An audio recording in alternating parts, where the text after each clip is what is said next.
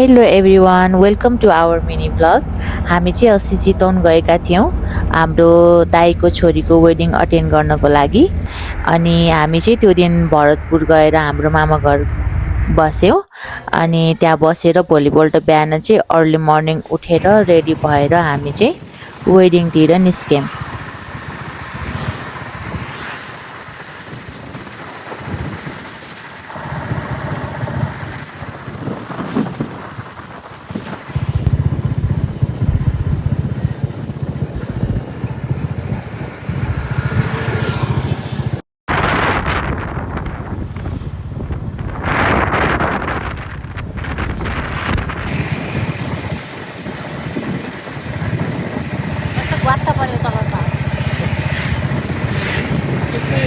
हामी चाहिँ मङ्गलपुरको the garden भेन्यूमा पुग्यौँ। हामी पुग्दा चाहिँ पूजाहरू भर्खर स्टार्ट हुँदै थियो। अनि एकछिनपछि नानी पनि आइपुगिन् अनि जग्गाको कामहरू गर्दैछिन्। अनि हामी पनि अब फोटोज भिडियोजहरू खिच्नतिर लाग्यौँ एकछिन।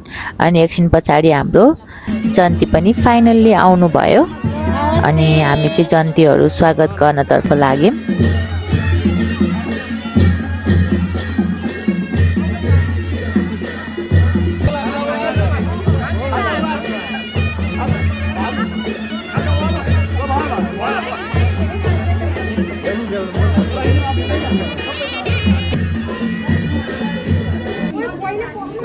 अब चाहिँ स्वयंवर सुरु भयो। हाम्रो चाहिँ जन्ती आउनलाई चाहिँ अलिकति ढिला भएको थियो, किनभने चाहिँ जन्ती चाहिँ हाम्रो यहाँ काठमाडौँदेखि चाहिँ चितवन जानुपर्ने थियो। अनि यो स्वयंवर स्टार्ट हुँदाखेरि नै अराउन्ड 4 बजिसकेको थियो बेलुकाको। अनि एकदम रमाइलो भइरहेको थियो, हेर्नु न।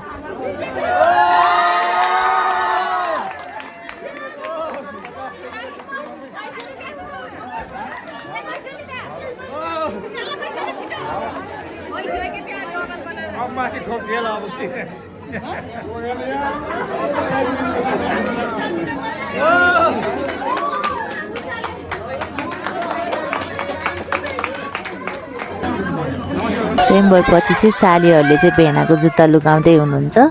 अनि त्यस पछाडि हाम्रो खुट्टा धुने कार्यक्रम चाहिँ सुरु भइसकेको छ। अनि बिस्तारै चाहिँ अब बिहेको सबै कार्यहरू चाहिँ स्टार्ट भइसक्यो, सुरु भइसक्यो। र हामी पनि यसरी हाम्रो छोरीको चाहिँ खुट्टाको पानी खाँदै थियौँ।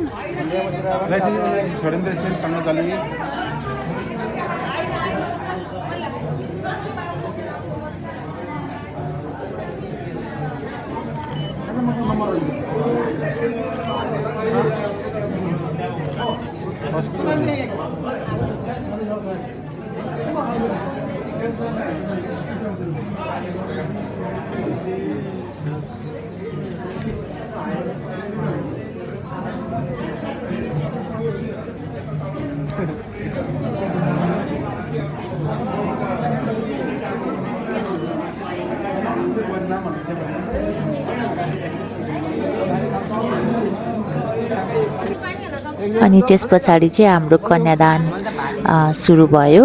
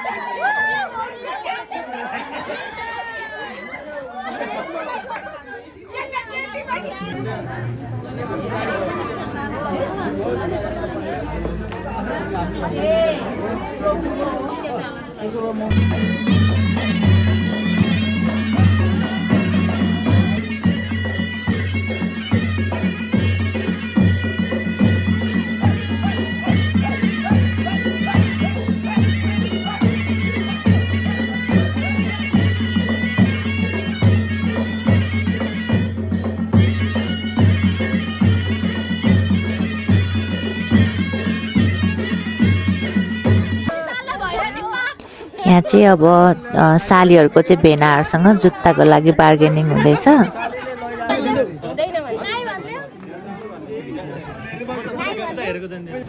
यसरी बिहेको सबै कामहरू सकेपछि चाहिँ हाम्रो चाहिँ बेहुला बेहुलीको चाहिँ फोटोसुट हुँदैछ कि लास्टमा।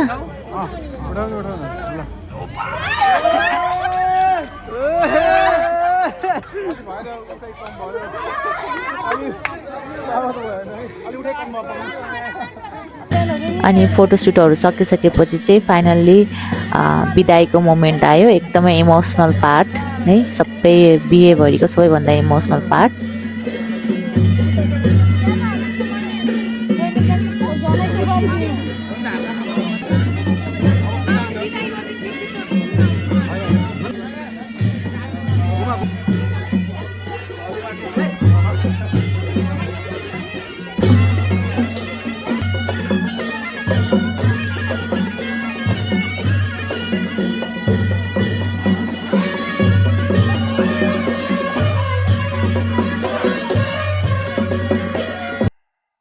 यसरी चाहिँ हाम्रो छोरीको बिहे सम्पन्न भयो। अनि त्यो दिन चाहिँ अन्माउँदा यताउति गर्दा एकदम लेट भइसकेको थियो कि। अनि हामी चाहिँ मामा घर गएर सुत्यौँ। अनि भोलि बिहान चाहिँ अर्ली मर्निङमा हामी काठमाडौँ फर्क्यौँ।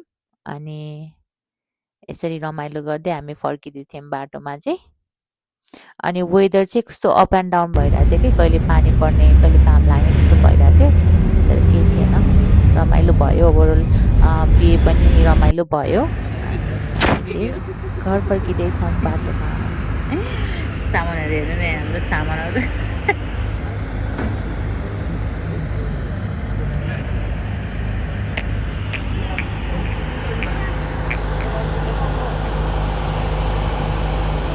अनि यो भ्यू हेर्नु न कस्तो राम्रो।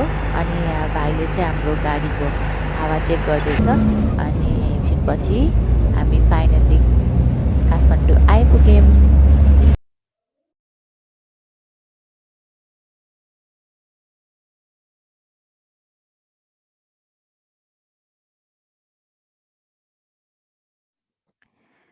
अनि फाइनल्ली हामी काठमाडौँ पनि आइपुग्यौँ।